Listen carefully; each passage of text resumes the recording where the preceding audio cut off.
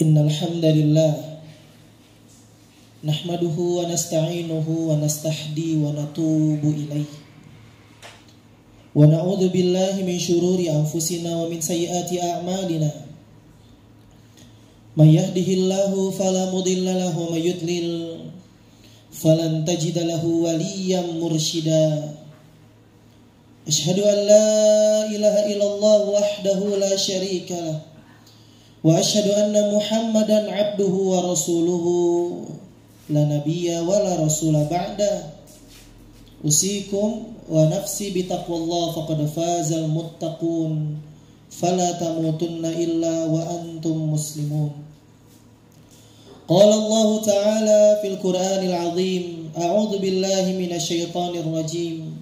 Bismillahirrahmanirrahim. Ya ayyuhalladzina amanu taqullaha haqqa tuqatih wa la tamutunna illa wa antum muslimun. Wa qala Rasulullah sallallahu alaihi wasallam, ittaqillaha haitsu ma kunta wa atbi'is sayyi'atal hasanata tamhuha wa khaliqin nas bi khuluqin hasanin wa ba'd. Ma'asyiral muslimin rahimakumullah. Tiada kalimat yang pantas terucap dari seorang muslim melainkan ia senantiasa bersyukur kepada Allah tabaraka wa ta'ala atas semua limpahan nikmat, karunia, kesempatan yang Allah berikan kepada kita. Hari ini di tengah kesibukan yang luar biasa, Allah memilih kita, memberikan hidayah kepada diri kita sehingga kita mampu melangkahkan kaki kita untuk melaksanakan salah satu kewajiban yang telah Allah syariatkan kepada kita dan seluruh kaum muslimin, yakni melaksanakan sholat Jumat. Tatkala mungkin di luar sana begitu banyak saudara muslim kita yang masih terlalaikan dengan nikmat yang Allah titipkan kepadanya. Sebagaimana sabda Nabi sallallahu alaihi wasallam, ni'matani maghbunun fihi ma katsirun minan nas as-sihah wal farah. Ada dua nikmat yang paling banyak manusia terlalaikan dengannya, as-sihah wal farah, yang nikmat kesehatan dan nikmat kesempatan atau waktu luang. Maka bersyukur kita kepada Allah hari ini terpilih karena mampu maksimalkan nikmat yang Allah titipkan kepada kita dengan senantiasa meningkatkan iman, ilmu dan amal kita sehingga meningkat juga ketakwaan kita di sisi Allah Subhanahu wa taala. Dan tidak ada bekal yang terbaik kecuali bekal takwa kepada Allah. Wa tazawwadu fa inna khairaz zadi taqwa. Berbekalah dan bekal terbaik adalah ketakwaan di sisi Allah Subhanahu wa taala. Salawat teriring salam semoga selalu tercurahkan kepada teladan terbaik sepanjang masa, Ustazuna alam, guru bagi semesta alam, baginda Rasulullah Muhammad sallallahu alaihi wasallam, yang telah berjuang mensyiarkan Islam bersama seluruh para sahabat yang mulia. Mudah-mudahan kita termasuk umat beliau yang senantiasa istiqamah mengikuti jalan-jalan Nabi sallallahu alaihi wasallam sampai Allah wafatkan kita dalam keadaan husnul khatimah dan Allah izinkan kita masuk ke dalam jannah. Amin amin ya rabbal alamin. Ma'asyiral muslimin rahimakumullah. Di dalam surat An-Nisa ayat yang ke-9, Allah Subhanahu wa taala berfirman, wal yakhshal ladzina law taraku min khalfihim dzurriyyatan di'afa khafu 'alaihim falyattaqullah wal yaqulu qawlan sadida. Hendaklah, kata Allah Subhanahu wa taala, hendaklah kalian semua takut kepada Allah sekiranya kalian meninggal dunia meninggalkan generasi yang lemah setelah kalian.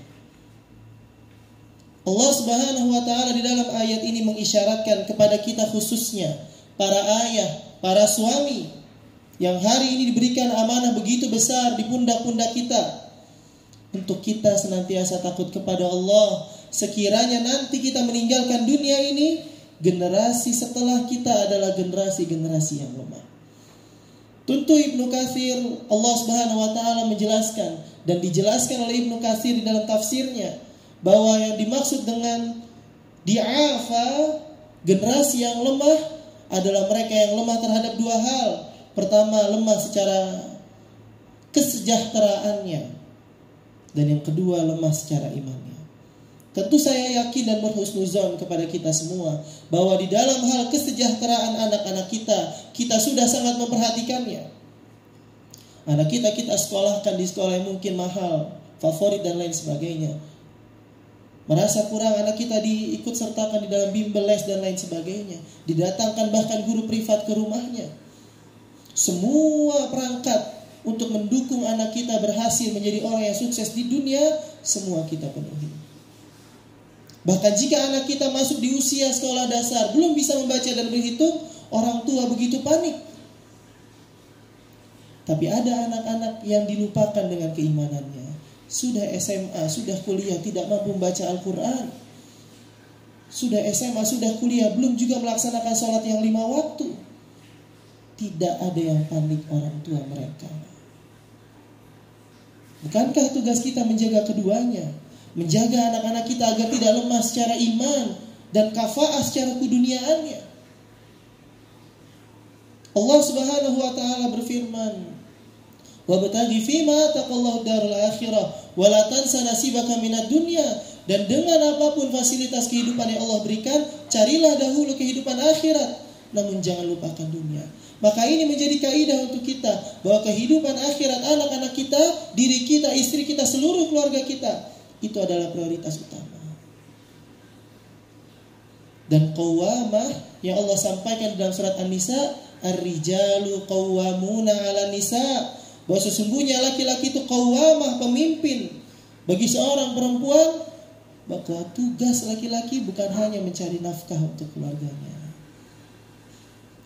Tugas qawwamah lebih besar dari itu, lebih berat dari itu semua. Tugas kita seorang ayah, seorang suami, memastikan bahwa anak dan istri kita terbebas daripada api neraka, terjaga keimanannya sampai akhir hayat. Itu tugas kita semua para ayah. Bahkan di dalam Al-Quran ada 17 tempat percakapan antara orang tua dengan anaknya. 14 tempat diantaranya itu berisi antara percakapan seorang ayah dengan anaknya. Hanya 3 tempat. Hanya percakapan antara Maryam dengan Isa alaihissalam. Hanya percakapan antara Musa alaihissalam, saudara perempuan Musa alaihissalam, dengan ibunya. Hanya 2 tempat. 14 tempat adalah percakapan antara seorang bapak dengan anaknya. Maka ini berarti bahwa seorang ayah sangat memiliki peran besar yang menentukan mau kemana anaknya. Sampai kata Ibnu Qayyim Al-Jauziyah, jika ada seorang anak yang rusak, ra'aita aba, lihatlah bagaimana bapaknya di dalam mendidik, bukan ibunya.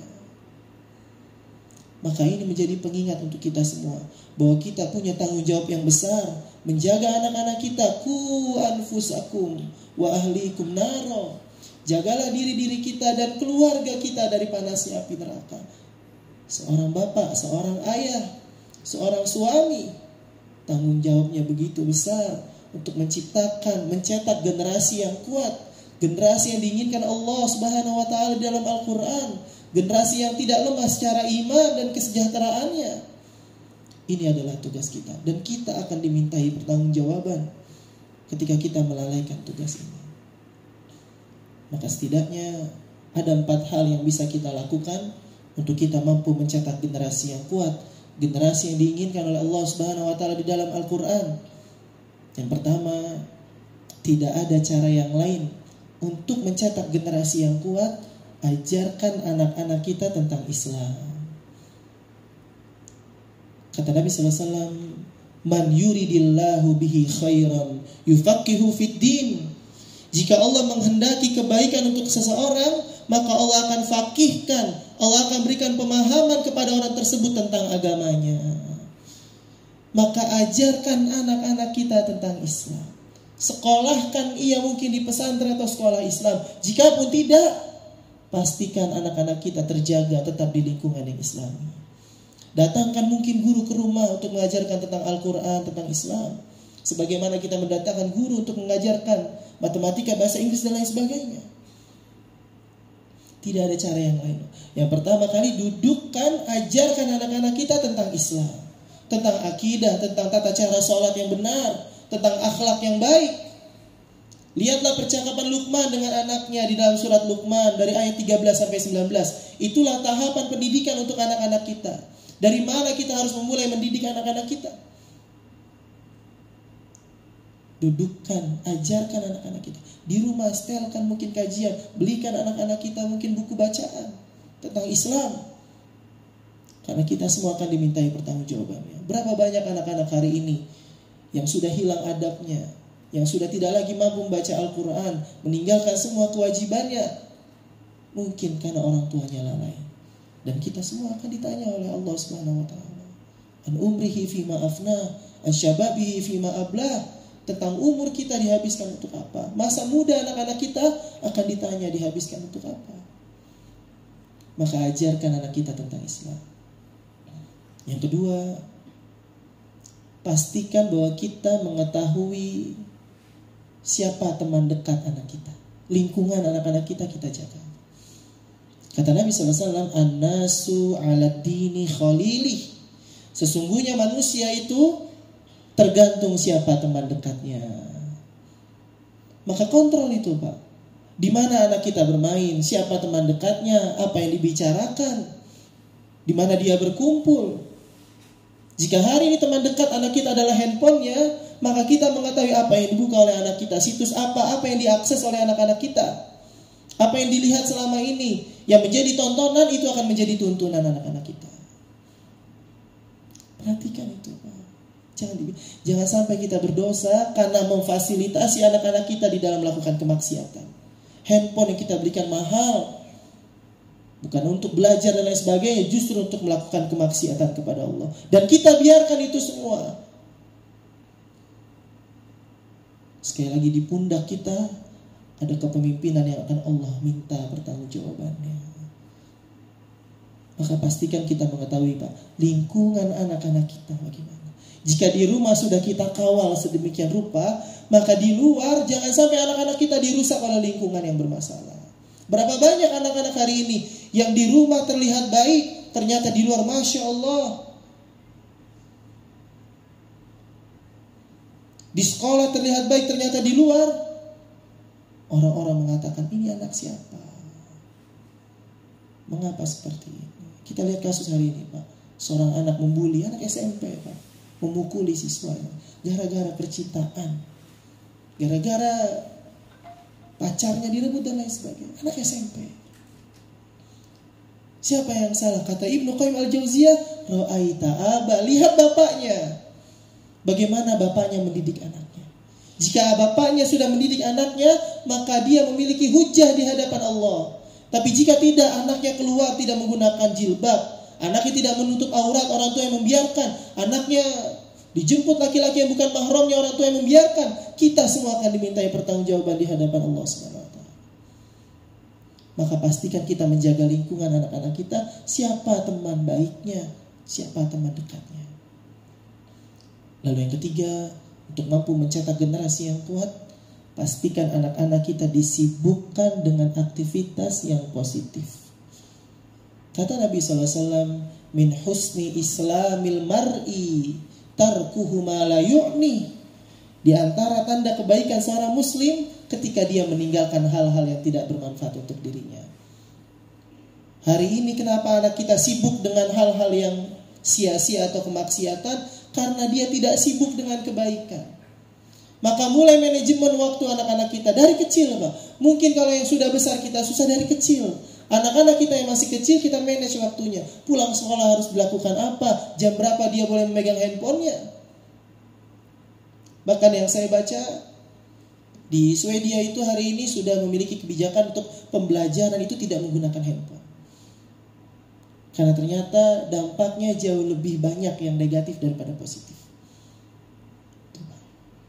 Dan mungkin sebagian negara akan menyusul dengan itu. Maka sekali lagi, Pak, sibukkan anak kita dengan aktivitas positif. Atur waktunya sedemikian rupa. Kontrol. Tidak apa, Pak, terlihat tegas, bahkan kejam bagi seorang bapak kepada anaknya untuk keselamatan anak-anak kita. Dan ini semua sangat berbahaya di era hari ini. Makanya anak-anak yang di pondok pesantren mungkin akan jauh lebih selamat. Walaupun tidak ada jaminan, tapi setidaknya dia akan terkontrol 24 jam. Waktunya dimanfaatkan dengan baik. Bangun jam berapa, tidur jam berapa, apa yang harus dia lakukan. Maka itu juga bisa kita lakukan di rumah agar anak-anak kita tidak punya lagi kesempatan untuk melakukan hal-hal yang sia-sia yang mengantarkan kepada kemaksiatan. Kita jaga itu Pak, sibukkan. Mungkin kita ajak dia untuk olahraga, mungkin kita ajak untuk mereka jalan-jalan ke tempat yang bisa membuat dia mendapatkan dampak positif dan lain sebagainya, agar tidak ada lagi. Kata Imam Syafi'i, jika seseorang tidak disibukkan dengan kebaikan, maka orang tersebut akan disibukkan dengan kemaksiatan. Maka isi waktunya dengan aktivitas yang positif. Dan yang terakhir, yang bisa kita lakukan untuk mencetak generasi yang kuat, jangan pernah berputus asa di dalam mendoakan anak-anak kita. Nabiullah Ibrahim alaihissalam mendoakan anaknya Ismail alaihissalam, Rabbi ja'alni muqimas sholati wa min zurriyati. Ya Allah, jadikanlah aku dan anak keturunanku orang-orang yang menegakkan salat. Doa yang masyhur, Rabbi habli minas sholihin, Rabbana hablana min azwajina wa zurriyatina qurrata a'yun waj'alna lil muttaqina imama. Terus. Kenapa? Karena inna quluba min usbu'aini min asabi'ir rahman. Sesungguhnya hati-hati kita semua ada di dalam genggaman jari jemari Allah Subhanahu wa taala. Begitu mudah bagi Allah jika ingin memberikan hidayah kepada seseorang. Begitu juga mudah bagi Allah untuk memalingkan seseorang dari hidayah. Maka jangan pernah berputus asa. Jika hari ini anak kita ada dalam kondisi yang tidak baik, jangan pernah kita menjustifikasi anak kita. Anak ini susah diatur, tidak mungkin bisa berubah. Doakan, karena Allah Subhanahu wa taala sangat mengijabah doa daripada orang tua untuk anaknya. Berdoa di waktu-waktu mustajab, meminta kebaikan untuk anak-anak kita. Jika kita membaca kisah Maryam binti Imran yang tercatat di dalam Al-Quran surat Ali Imran, ternyata Maryam itu adalah anak yang dinazarkan oleh orang tuanya. Ya Allah, jadikanlah anak di dalam kandunganku ini, kata ibu daripada Maryam, agar ia menjadi orang yang berkhidmat, bermanfaat untuk agamamu. Lahirlah Maryam yang memiliki nanti anak adalah Isa alaihissalam. Doakan Pak. Bahkan di dalam kandungan sudah didoakan. Karena doa adalah senjata orang-orang beriman. Doa silatul mu'min. Doa adalah senjata bagi orang-orang beriman. Maka 4 hal ini jika kita lakukan, insya Allah apa menjadi cita-cita kita untuk mencetak generasi-generasi yang kuat setelah kita diwafatkan oleh Allah, itu akan bisa terjadi. Tentu manusia hanyalah berikhtiar tugasnya, maka Allah yang memiliki takdir. Barakallahu li wa lakum fil Qur'anil azim wa nafa'ni wa iyyakum bil ayati wa dzikril hakim wa taqabbala minni wa minkum tilawatahu innahu huwal ghafurur rahim.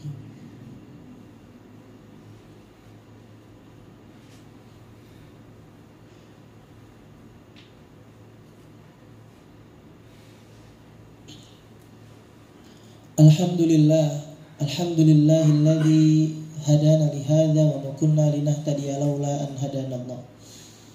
Asyhadu an la ilaha illallah wahdahu la syarika lah wa asyhadu anna Muhammadan abduhu wa rasuluhu la nabiyya wa la rasula ba'da.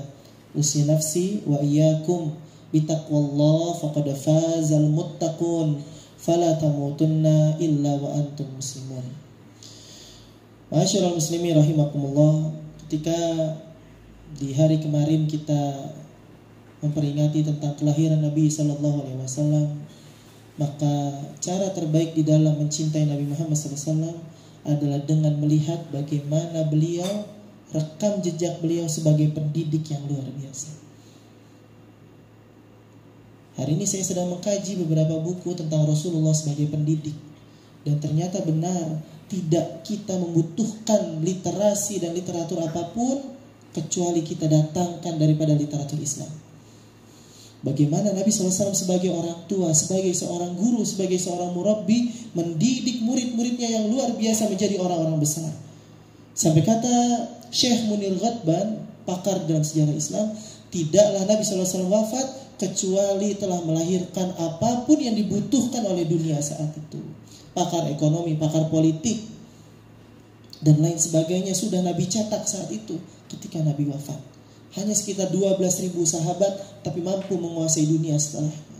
Bagaimana itu semua bisa terjadi?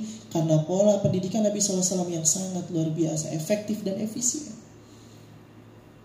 Maka ini mungkin perlu kita kaji, mungkin ini perlu kita baca di dalam literasi-literasi kita, agar kita mampu mencontoh bagaimana Nabi SAW begitu luar biasa di dalam mencetak kader-kader yang luar biasa, mencetak anak-anak yang luar biasa, mencetak murid-murid yang luar biasa.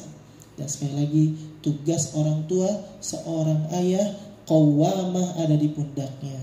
Kepemimpinan yang akan Allah mintai pertanggungjawabannya kelak di yaumul qiyamah. Kita semua harus mempunyai dalil dan hujjah di hadapan Allah. Ya Allah, saya sudah berikhtiar semaksimal mungkin, tapi qadarullah wa ma syaa fa'ala.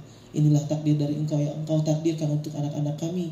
Kami sudah berusaha semaksimal mungkin. Jika kita belum berusaha, mulailah hari ini untuk berusaha mendidik anak-anak kita menjadi anak-anak yang saleh dan salihah, yang bermanfaat untuk agamanya, bangsanya, dan negaranya.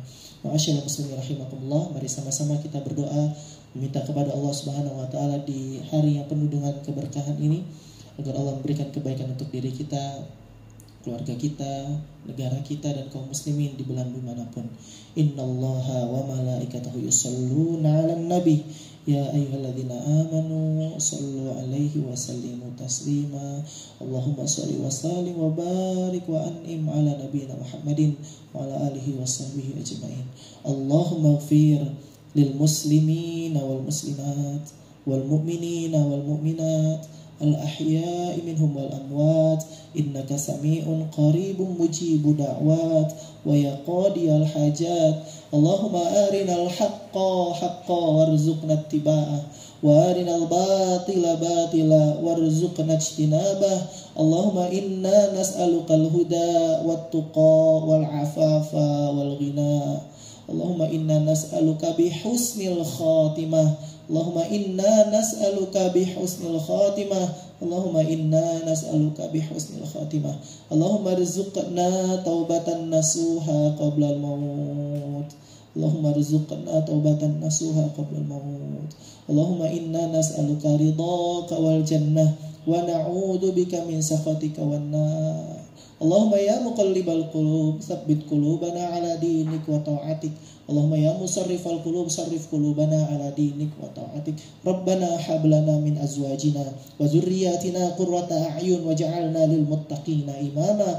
Rabbana zalamna anfusana wa illam taghfir lana wa tarhamna lanakunanna minal khasirin. Rabbi ighfir lana wa liwalidina warhamhuma kama rabbawna shighara. Rabbana atina fid dunya hasanah wa fil akhirati hasanah wa qina adzaban nar. Walhamdulillahi rabbil alamin. Ibadallah, innallaha ya'murukum bil 'adli wal ihsan wa ita'i dzil qurba wa yanha 'anil fahsya'i wal munkari wal baghi ya'idzukum la'allakum tadhakkarun wa la dzikrullahi akbar. Iqamatis